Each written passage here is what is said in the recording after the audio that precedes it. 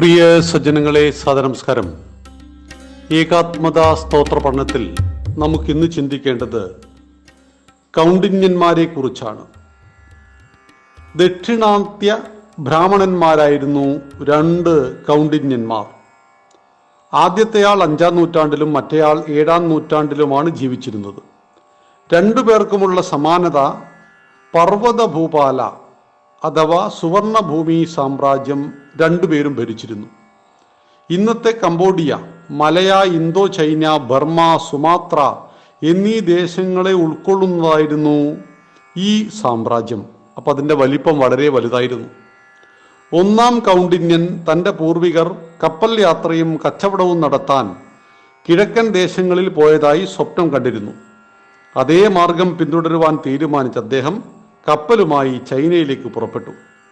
വഴിയിൽ വെച്ച് ഒരു കാട്ടുരാജ്യത്തിൻ്റെ റാണി സോമ കപ്പൽ കൊള്ളയടിക്കാൻ ശ്രമിച്ചു. സോമയെ കീഴടക്കിയ കൗണ്ഡിന്യൻ ആദ്യമായി ചെയ്തത് അവരെയെല്ലാം വസ്ത്രമുടിപ്പിക്കാൻ പഠിപ്പിച്ചു. അവർ വിവസ്ത്രരായിരുന്നു. അനന്തരം അദ്ദേഹം സോമയെ വിവാഹം ചെയ്ത് സോമവംശം സ്ഥാപിച്ചു. സോമവംശത്തിൻ്റെ ഒന്നാമത്തെ രാജാവായിരുന്നു കൗണ്ഡിന്യൻ ഒന്നാമൻ. നാഗപൂജകന്മാരുടെ രാജ്യത്ത് നാഗപൂജ ഉൾക്കൊള്ളുന്ന വിധം ഹിന്ദുമത പ്രചാരണവും അദ്ദേഹം നടത്തി.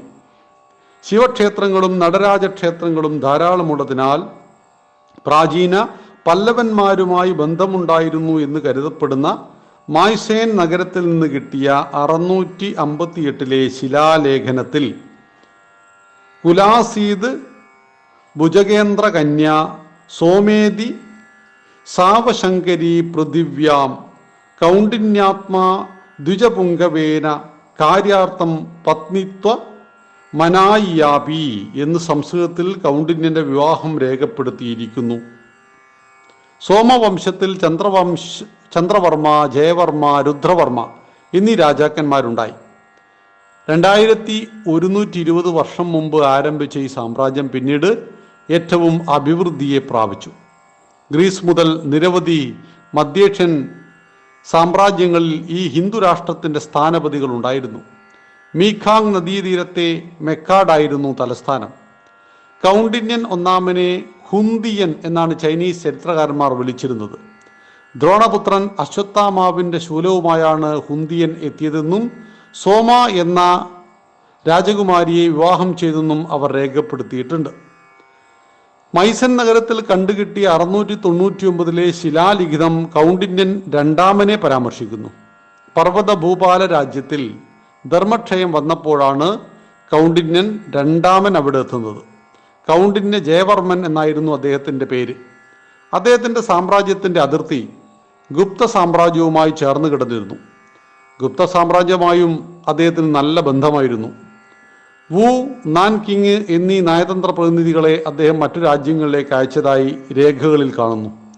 ദക്ഷിണ ഭാരതത്തിലെ ജോ കായി ഓച്ചേൻജുവിൻ്റെ പൻവൻ സ്വാഗതം ചെയ്ത് രാജാവാക്കിയെന്ന് ചൈനീസ് ചരിത്രകാരന്മാർ രേഖപ്പെടുത്തിയിരിക്കുന്നു.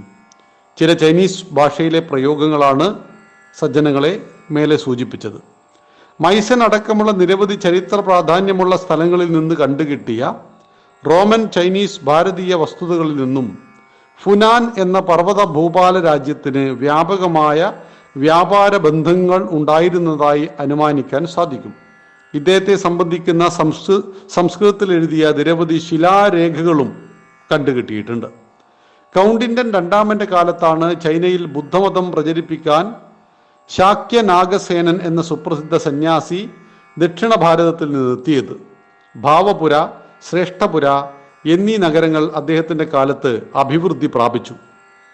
ഖേമർ ഭാഷയും ജനതയും അദ്ദേഹത്തിൻ്റെ ഓർമ്മകൾ പൊന്നുപോലെ കാത്തു സൂക്ഷിക്കുന്നു.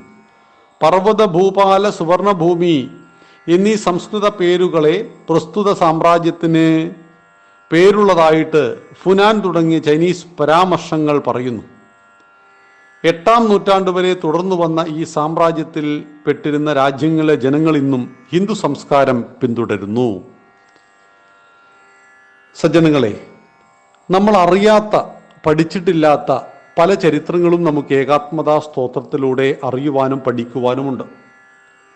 ചില പ്രത്യേക സമരങ്ങളെക്കുറിച്ചും ചില പ്രത്യേക ആളുകളെക്കുറിച്ചും മാത്രമാണ് ചരിത്ര പാഠപുസ്തകത്തിലൂടെ നമ്മൾ പഠിച്ചത്.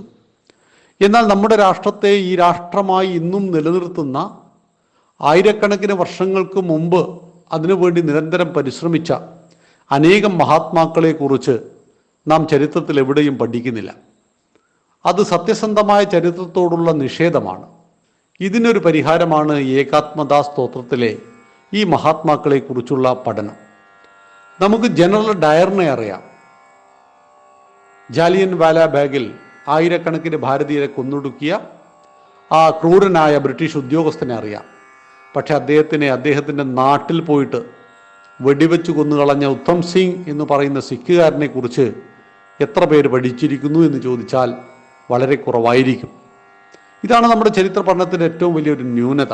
അതിനുള്ള പരിഹാരമാണ് ഏകാത്മദാ സ്തോത്രം എന്ന് സാദരം സൂചിപ്പിക്കുന്നു. നന്ദി, നമസ്കാരം. വന്ദേ മാതരം.